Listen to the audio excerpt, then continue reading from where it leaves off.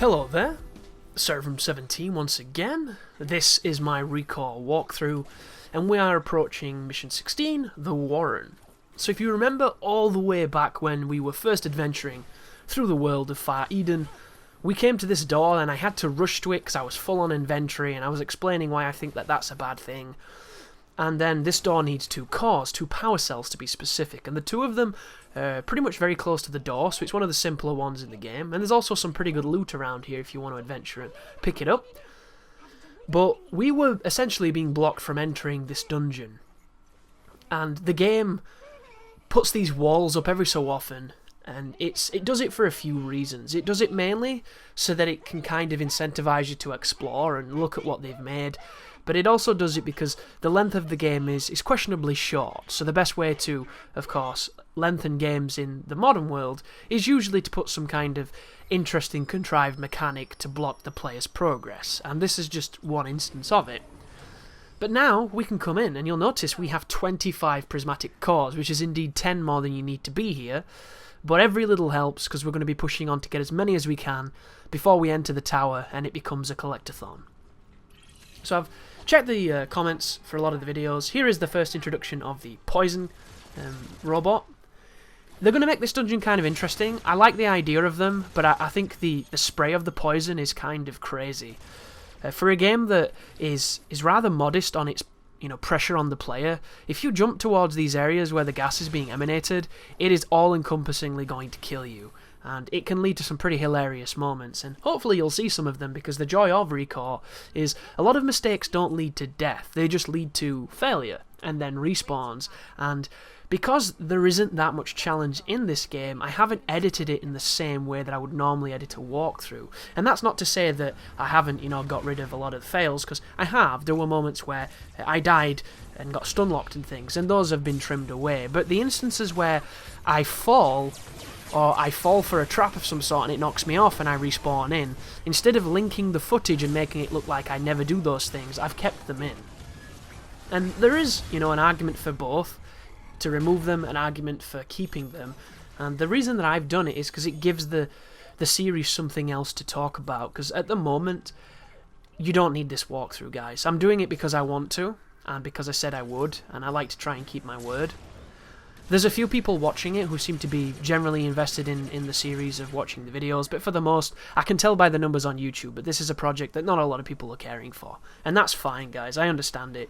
ReCore's a very interesting subject. It's a subject that's either you don't give a shit about, or you're watching this with trepidation because what you see just isn't really doing it for you, and I understand both of those perspectives, as we're introduced to these leaping landmines that I've dubbed that. All you have to do to them is instantly extract them. There's a fight later on where they're passively part of the fight, which I think is a good idea, but it also highlights the dysfunction of the lock-on system, which can be very frustrating at times. And I can't really, criticise ReCore too much for that, because lock-on is something that there is a sweet spot of lock-on between being too good and being bad, and that sweet spot is so small, it's very difficult to criticise it too strongly, because it's a system that we haven't perfected yet, and I hope that we do. But, as I was saying, the series is doing what it's doing. I didn't expect it to be anything incredible, mainly because it's a game that I don't think is going to be all that popular. Additionally, it's a game that doesn't need that much advice or help to get through. Doing a walkthrough to this would be like me making a walkthrough to something like Banjo-Kazooie. And Banjo-Kazooie is a great game, and I can acknowledge that perhaps you might struggle on a couple of the collectibles that are a little bit more eclectic, but if I were to make a walkthrough on how to get through that game, you wouldn't need it, because the game is pretty simple. Get the jiggies, move on to the next place, now you have enough jiggies, get more jiggies, move on to the next place. The entire game is spaced like that, and it's interesting, isn't it, as the game introduces quite an interesting environmental puzzle here. There is these laser beam floor that you have to moderate your jumps to get underneath, and then every so often it can move up and down. I've had some interesting and mixed results with this level. On my first time through it, I could have sworn to you that particular floor of lasers was moving up and down, and it was putting pressure on me on one of the areas. And then when I was recording, it didn't seem to move the same way it did on my first run, and I couldn't tell you why. And I'm not going to jump to the game's, critique of, oh, it's just buggy, because I don't think it is. I just think I had a couple of weird experiences here for whatever reason. But generally the game gives you enough time to intelligently jump between the platforms if you time it correctly. If you don't, it's going to introduce you to the no-nonsense, you just got fucked moments of this game, which is kind of what happened then. For whatever reason, when you touch that laser up there, it's like it turns off your ability to do anything until you land. And then when you land, you get stunned again, and sometimes that turns off your ability too. Like, look at this, I'm showing you all the skills right now. But I'm also showing you that there is a leniency to this game. It isn't one-touch death. You're not playing Super Meat Boy or anything like that. So you can get away with murder in a lot of occasions, but the game has this almost like a fetish and a philia for... I love how you can recover in midair when you spot things like that. It's really nice that you can control Jewel in such a way. I think it's one of the better aspects of the game. But the game has this obsession with you taking damage while jumping and then completely neutralizing your ability to recover in midair, because they want to punish you. And there are times when it leads to really weird moments. Like, did you notice how I landed in the green stuff and I was able to climb out of it by jumping? There are times when you land in the green stuff and the game doesn't let you jump and it just absorbs you and kills you. I can't really say why that is, why it's different, and what I did differently to get out of it, but all I know is you're going to have mixed moments of, oh, I can jump, and then I'm pressing jump and it won't jump.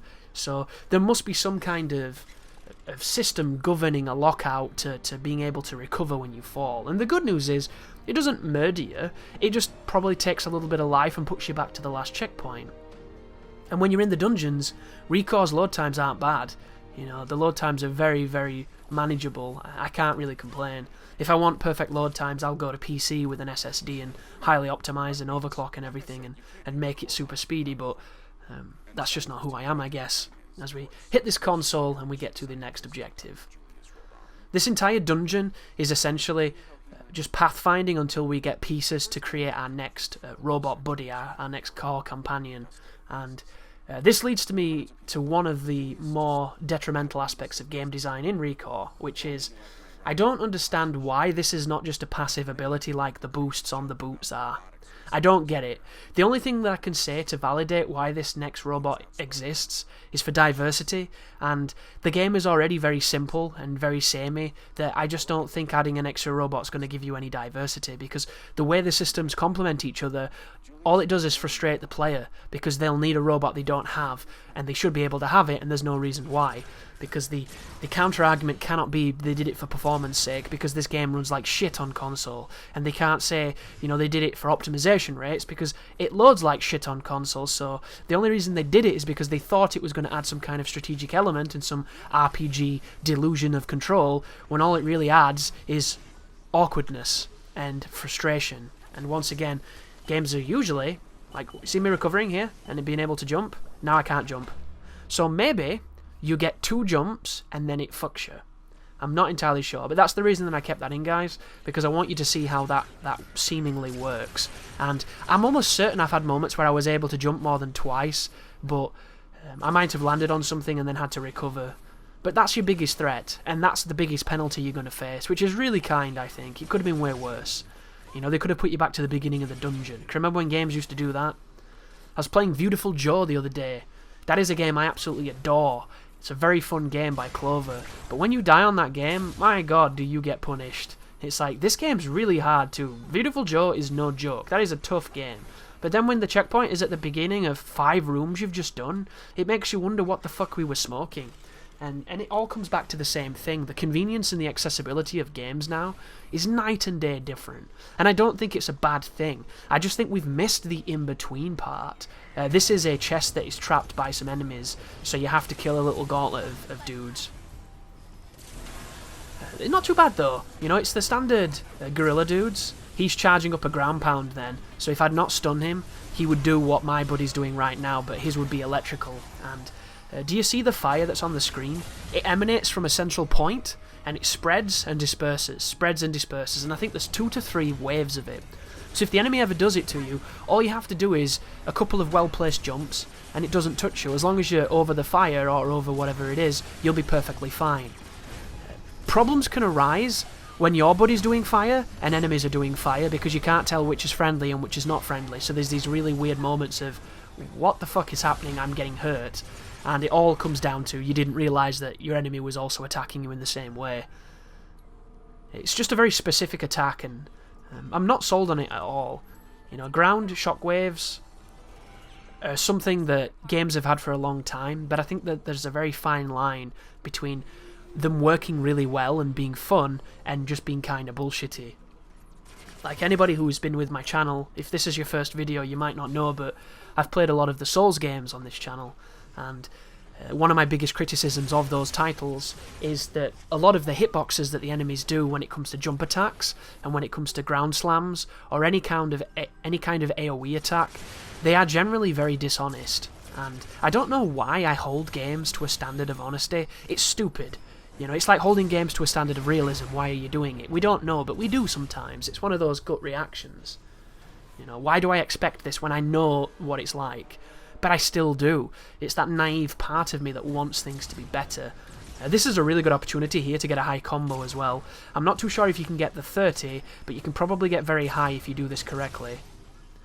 And if you're having trouble getting a high combo and you want to be more combo specific, there are certain equipment pieces you can put on your friends that will give you additional combo time, and they will make the decay of that meter slightly slower, which in the long run could lead to some interesting ways to play. But as I've already described in a lot of these videos, this is the one that moves, by the way. So you have to get to this before it comes down on you, and it moves rather slowly, and I think it's really fair. It seems kind of fine. But when I was first playing this, I swear I had it going up and down really fast. You barely had a chance to jump, and I don't know if I'd done something wrong or maybe if I was just being stupid, because that definitely happens. We can be very quick to blame games when at the end of the day it could be us, and that's one of the reasons why I always try to be critical of my own play as well as the game. And when you hear me do the live playthrough stuff and the blind playthrough stuff, a lot of that has a bit more of my bias in it because it's a live gut reaction, and a lot of your gut reactions are, look at this, you see that? I'm not too sure how you're meant to recover there. It's just the game's way of saying you made a mistake, do it again. But the checkpoint's kind of okay, as my buddy nearly pushes me into death. That was not nice of you, Mr. Chimp thing. But in my blind playthroughs, a lot more of that is like, I just died and I'm kind of pissed off right now, so I think you can forgive it a bit more. But when you do something like this, which is post-commentary if you didn't know, some people think that I do these commentaries while I'm playing. There's no way I could do that. Once I start talking when I'm playing, I go on autopilot. It's ridiculous. It's not even funny. And then, you know, people will leave comments like, you know, how come you missed this? How do you not see this? And it's like, you'd be surprised, dude. The moment I start talking, my brain's just, okay, boys, turn off the eyes, turn off the brain. He's on a tangent. Let's let him go and have a break. It's literally Friday every day when I start talking when I'm playing games. And I don't know why I do that. It's one of those, because I'm not a bad multitasker. Like, I can talk while I play Guitar Hero, you know. I can talk while I do a lot of things, but I can't, you know, play my best when I'm doing, you know, even the simplest of games once I start onto a tangent, because you're too busy thinking about what you're going to say next, and, you know, how you're going to phrase it. And it's these little calculations and fluctuations in your brain that takes like milliseconds, because your brain's a very powerful computer, but it's still enough processors running at the same time to get that CPU spiking in your head where you just go into derpy mode, which can be frustrating, but it can also be fun, so it's a decent balance. But as to what I was saying, I do think it can be very easy to blame things that are our own fault, and we're all guilty of this, but it's always good to maybe look back later and be, well, maybe it wasn't this, maybe it wasn't like that. And I think you owe it to yourself, because the only way you get better is when you realise there's a problem. And I think the problem that a lot of modern gamers have is that they don't see the problem because they're so cushioned by the game. And I mentioned that I think that modern games have, you know, they've got better when it comes to accessibility and checkpoints, but they've forgotten the price of those checkpoints, which is losing a lot of the challenge, losing a lot of the demands of video games. Like, back in the day, and I don't even say that, like, you know, back in the 40s when we didn't have video games, I just, like, 5 to 10 years ago, it doesn't have to be that long, as I get shocked, which is wonderful. And there's a few colour-coded bats here, which don't really do anything, which I thought was quite fun. But not so long ago, there were no waypoints in games. There was no maps in games. There was no constant reminder of where you were meant to go. So you had to pay attention. And not only did you have to pay attention, but the games had to deliver pathfinding without having this ubiquitous universal term that made games easier. They didn't have a waypoint that they could just permanently keep on the screen to tell you where to go. They didn't have somebody all the time, chirping up, telling you where to go and talking your ear off, telling you to go to this place, or the camera pulling in a different direction to point you in the right way. These weren't things that were about, so you had to play the game. This novel concept that a lot of people seem to have forgot. The idea that looking and trying to find what the game expects of you is in some way inherently bad. Because nowadays, you always know what the game wants, because the game is very forceful. It's very heavy-handed, actually, on how it pushes you through the game. Whereas, not so many years ago, it wasn't that heavy-handed at all. Some could argue it wasn't handed at all. We needed more. But we still dealt with it. We still figured it out. Like, how many RPGs did you play back in the day where it was, you were in a cutscene or a dialogue piece and they were telling you where you were meant to go, and you're like, okay, that's where we're going to go, and then you spend the next hour exploring the city, picking up the items and shopping and things and doing RPG stuff, playing cards, fishing, whatever you do, hunting, you've played these games, and then after you'd finished doing it, you might have turned it off and gone and played out or do whatever else you do in your life, and then you come back to it and then what do I do? Where do I go? I can't remember. So then you ran around the city like an idiot for hours, and eventually you spoke to an NPC who's like, aren't you meant to be here? And you go, oh yeah, they wanted me to go there, so you go and go there. Happened all the time, didn't it? And then there were instances where you didn't know what they wanted, so you experimented, and you ran around, and you backtracked, and you jumped on things, and all these things now that they're selling to us as features or downloadable content were the things that were already in the games back in the day. And it's this weird balance now. We've become almost body dysmorphic in how games are paced. There are parts of games that I assume at some point there was a meeting and everybody was like, well, we're kind of pissed off at this, aren't we? We don't need superfluous added on time-wasting mini-games that are interspersed into this to give it some diversity and make you realise that there's more to this game than just chest-high walls and headshots. And then they got rid of them, and then everybody kind of followed suit. And we've got to the point now where we've got rid of so many systems that there are barely any left. And then when a game comes out, there is kind of old school in its mentalities and the way that it delivers its gaming experience. We're all kind of like, wow, this is cool. Like, look at the Souls series. Do you know why Souls is popular? It's not because it's doing anything all that different, because at the end of the day, it's an RPG with combat actions. It's got, very reminiscent of Monster Hunter mechanics with the animation priority and the slowness and the methodical pacing to it and the combat and the back and forth and the strategy. It's got some of the, the strictness and the deaths of some of the old school games that we've gone away from, and all of this is bundled up into a package that's kind of like a modern day's Dragon's Lair, only nowadays you do something in it rather than waiting for, your inevitable death to come at the hands of directional inputs on cutscenes. But the reason it does so well is because it isn't like modern games. It gets all these reputations for all these different things because it doesn't have a waypoint, doesn't have traditional checkpoints. You kind of play it like you used to play every game. And it's novelty now. It's novelty because there are an entire culture and generation of people growing up where they don't remember what gaming used to be because they weren't there, unfortunately for them. And it's same for a lot of us. Like, there's a generation of gaming before myself that was had, which is way different to the one that I was exposed to. This is a little tricky, this fight too, because those two dogs I just got rid of, you want to always target them first, because if they decide to stun lock you, it's good night. This thing is a piece of cake. It's just a laser-totting, mother brain, metal chrome, weird enemy that's just... Because he's blue, we have every affinity now, so the affinities aren't a problem. The only real challenge of this is falling off. And you're going to fall off quite a lot because it's easy to do. But the things that we forget that we had to put up with, there were so many aspects of games that have been improved. And it can be almost callous of myself especially to be so critical on certain aspects when games work so much better. There's no waiting 20 minutes for a game to finally launch only for it to crash.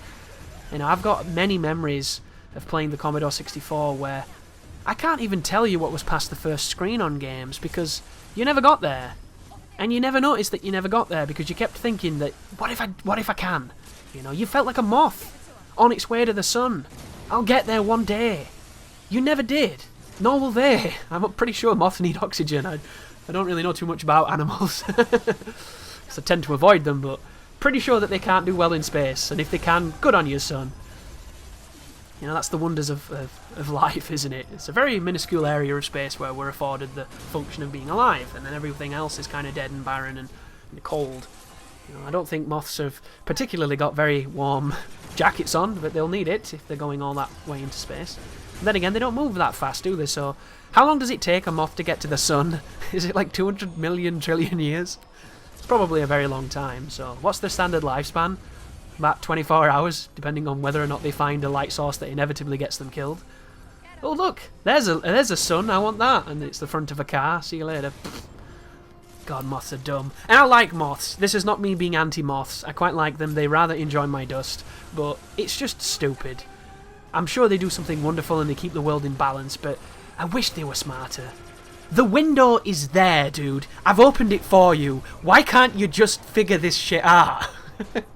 I suppose there's no impulse in their body that, you know, gets across to them the idea of an open window versus a closed one, so instead we'll just repeatedly bang into the lampshade.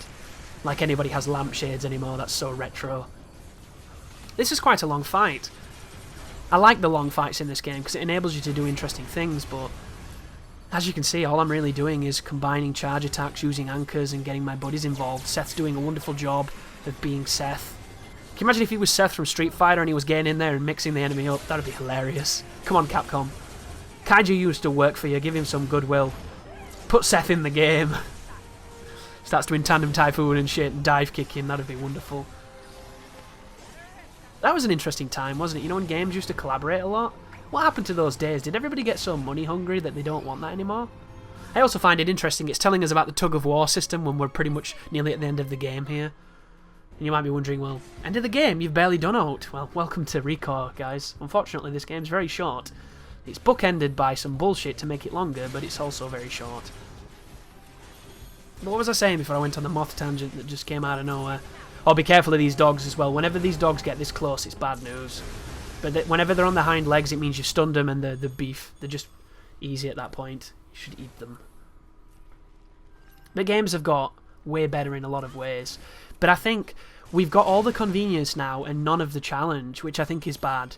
Because those old games had all of the challenge and none of the convenience. Now we have all the convenience and none of the challenge. There has to be a middle ground that isn't Dark Souls or Souls-like formula. There has to be a place where we can tailor it to everybody. And one of the things I think that I would do to kind of counteract this is I would make the difficulties very specific. I would probably design less difficulties, but I would make them vastly different. And if you've ever played any of Cave's shooting games, if you are a fan of shmups, the Danmaku shooters, the curtain fire shooters, if you know the terms, they are pretty much a shooter that has a tiny hitbox on your character so they can fill the screen with bullets without being assholes. And it's kind of crazy and they're really fun and I like them a lot.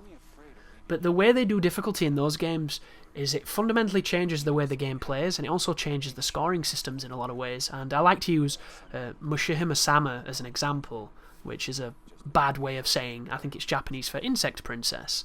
And it's a very famous game because there was a video that went viral. If you've ever seen a game where you played as a tiny ship and there was a ton of purple bullets on the screen, chances are you've seen this game, even if you didn't realise it. I own this game. I own both of them. And I love these games. But the difference between Original, Maniac, and Ultra is so big. It's so big, guys. Like, it changes how the games are played, and I think that that is the smartest way to do it. And of course, a shooter is generally 5 levels and you can beat it in about 20 to 30 minutes. So it's easier for them to do this and achieve this because it's on a much smaller scale. But I think that's what we should be aiming for. We should be aiming for, when you up that difficulty, it's almost a different game. Because that's true replayability in my eyes. You can pump it full of all the superfluous shit as you want, and I'm sure you'll entertain a lot of people. But if you make it a different game, so you have to adjust how you play to play it, then I think you've hit the nail on the head. And some games do this, which I'll probably continue on this into the next video, because we're at the end and I don't want to talk over a black screen for too long. But thank you for watching. You take care now.